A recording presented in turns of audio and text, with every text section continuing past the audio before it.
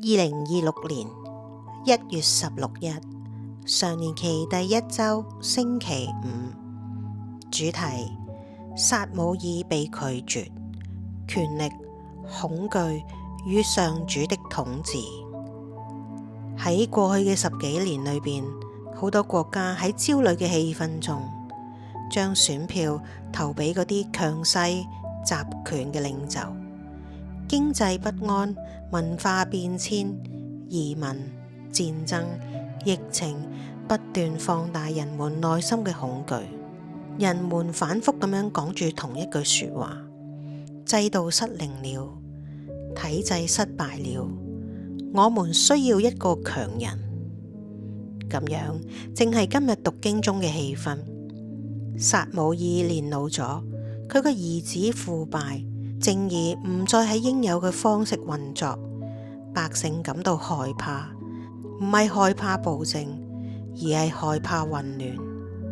於是佢哋嚟到撒母耳嘅面前，提出咗一個明確而且急迫嘅要求：請給我們立一位君王，好像列國一樣治理我們。撒母耳聽見嘅唔係只係一個政治提案，而係一道深深嘅傷口。但係上主就以更加尖銳嘅方式重新傳譯呢一個請求。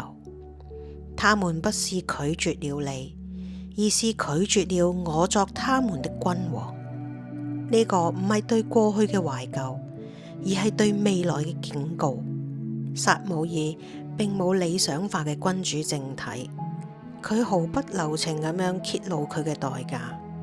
君王會奪取徵召兒子去打仗，使女兒淪為奴役，為宮廷徵用土地，為經濟索取出產，用安全交換自由。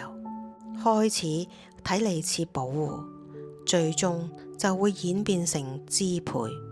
呢個唔係反對領導嘅本身，而係對不受制衡嘅權力所作出嘅審判。天主教社會訓導講住同樣嘅語言，權威存在係為咗服務，唔係為咗自我保存。權力只係喺服務共同一個善行裏邊，尊重人嘅尊嚴，並且保持可問責嘅事，先至係正當。當人民參與被縮減為幾年一次嘅投票，而真正嘅決定就喺其他嘅地方，由財富、影響力或者暴力嚟到主導。民主於是就淪為咗外殼，剩下嘅只係用多數嘅名目行少數統治嘅實際寡頭政治或者金權政治。聖經並唔多愁善感，蒙受特恩嘅民長失敗咗，君王失敗咗，制度亦都失敗咗。於是以色列希望慢慢咁樣轉移，唔再寄託於更強嘅統治者，而係期待一種完全不同嘅統治者，上主嘅受傅者，一位不奪取而給予、不支配而服務嘅君王。呢一份希望喺耶穌基督身上得到咗實現。當教會宣認耶穌基督是主嘅時候，呢個從來都唔係私人性嘅宣告，而係公共嘅政治性嘅宣言。佢拒絕咗將最終嘅權威交俾任何制度、意識形態或者領袖。企喺比拉多前面嘅耶穌宣告：我的國不屬於這世界。唔係因為佢嘅國同而家嘅世界無關，而係因為佢拒絕以恐懼、強制同埋累積嚟到統治。呢個故事嘅結尾顯得異常耐人尋味。上主告訴撒母耳要聽從百姓嘅說話，但係撒母耳就遣散咗百姓，而且仲冇君王，亦都冇立刻解決嘅方法，只係留下咗一個停頓。或者呢一個就係整段經文中最具先知性嘅時刻。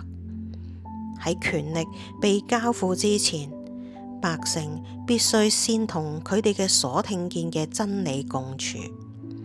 天主允許佢哋作出選擇，但係就唔為佢哋嘅後果而加冕祝福。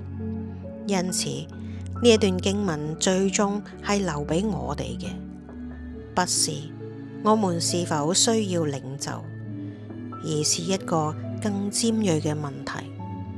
喺恐懼嘅時刻，我哋係唔係願意將共同嘅責任交俾嗰個承諾安全，但係就不以正義為代價嘅強人？因為以色列嘅天主亦都係耶穌基督嘅天主，作王唔係靠奪取，而係召喚我哋進入參與、團結以及彼此照顧嘅生活。